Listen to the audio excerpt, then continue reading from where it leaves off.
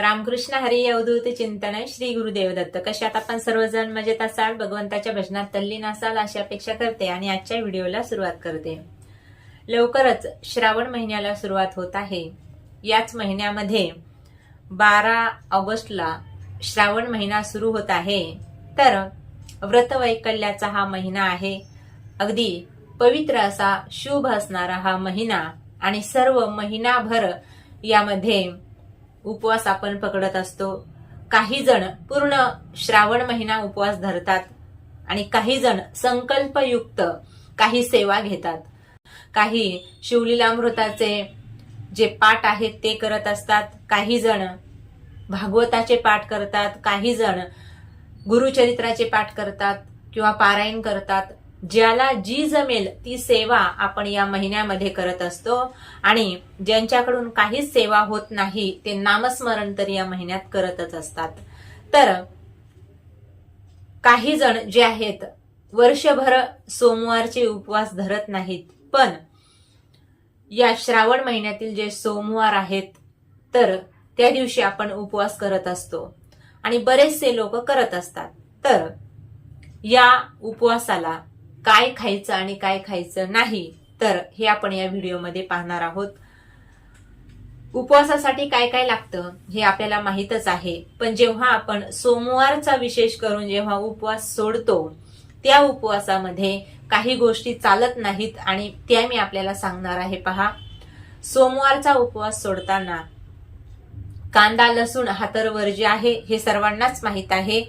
काही साधक वर्षभर उपवास करतात सोमवारचे, पण काही जण असे आहेत जे फक्त श्रावण महिन्यातीलच सोमवारचा उपवास धरत असतील. त्यांच्यासाठी जे आहेत ते विशेष नियम या श्रावण महिन्यातील जे काही आहेत आणि विशेष करून उपवास सोडण्याचे नियम आज आपण या व्हिडिओमध्ये पाहणार आहोत. कारण उपवासाचे बरेचसे नियम आपल्याला माहिती आहेत, पण उपवास सोडताना कोणते पदार्थ आपल्या जेवणामध्ये घ्यावेत आणि कोणते नाही घ्यायचे हे आपल्याला या व्हिडिओमध्ये मी सांगणार आहे. तर बघा, आता कुठले पदार्थ घ्यायचे हे सगळ्यांनाच ठाऊक आहे काय काय खायचं, तर पण जे नाही खायचं ते मी आपल्याला सांगते. जे पदार्थ या उपवासाला चालत नाहीत. वांग्याची भाजी उपवास सोडायला चालत नाही. कोणता? तर सोमवारचा उपवास सोडायला वांग्याची भाजी चालत नाही. त्यानंतर आहे तुरई, काही ठिकाणी त्याला गिलकं म्हणतात, काही ठिकाणी त्याला दोडकं म्हणतात.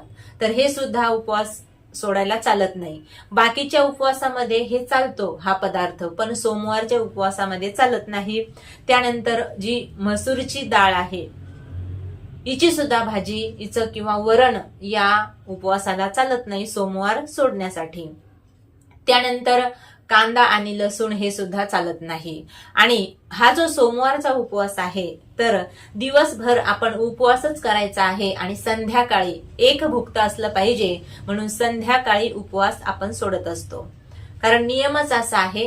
आणि सोमवारचा सगळ्यात महत्वाचा नियम असा आहे, सोमवार उपवास धरायचा असेल तर दिवसभरात कधीही आपण तिखट खाता कामा नये. म्हणजे तिखट या उपवासाला चालत नाही. सोमवार सोडताना सुद्धा आपण तिखट काही जण वापर करतात आणि काही जण मात्र अजिबात तिखट खात नाही, कारण या उपवासाचा नियमच आहे. तर अशा पद्धतीचा हा नियम आहे. कशाचा? तर सोमवारचा उपवास सोडण्याचा. वांग्याची भाजी सोमवारच्या उपवासाला का खायची नाही? तर एक आख्यायिका आहे. ही वांग्याची भाजी खाल्ल्यानंतर या वांग्याचे जे बी असते तर हे बी 21 दिवसापर्यंत आपल्या पोटात राहते. ही एक आख्यायिका आहे. तर त्यामुळे वांग या सोमवारच्या उपवासाला चालत नाही, सोमवार सोडण्यासाठी चालत नाही. दुसरी गोष्ट, जे कुलाचार पालन करत असतात कुलधर्माचे, तर ते चंपाषष्ठी होईपर्यंत वांग खात नाहीत. म्हणजे कुठून कुठपर्यंत? आषाढी एकादशी झाल्यापासून ते चंपाषष्ठी पर्यंत वांग्याची भाजी, जेव्हा पहिला नैवेद्य आपल्या खंडेरायांना अर्पित केला जातो तेव्हाच वांग्याची भाजी खातात. म्हणून या श्रावण महिन्यात वांग्याची भाजी चालत नाही. असे 2 कारण आहेत जे मला माहिती आहेत, ते मी आपल्याला सांगितले. तर काही निवडक गोष्टी असतात ज्या की उपवासामध्ये चालत नाहीत. आता सोमवारचा उपवास करायचा आहे तर आपलं वागणं बोलणं सुद्धा कसं असलं पाहिजे? थोडीशीच देवाची भक्ती करायची, पण ती देवापर्यंत जर जाऊन आपल्याला न्यायची असेल, देवापर्यंत जाऊन पोहोचवायची असेल तर काय केलं पाहिजे? चांगलं आचरण केलं पाहिजे. पवित्रता, शुद्धता या गोष्टी खूप महत्वाच्या आहेत.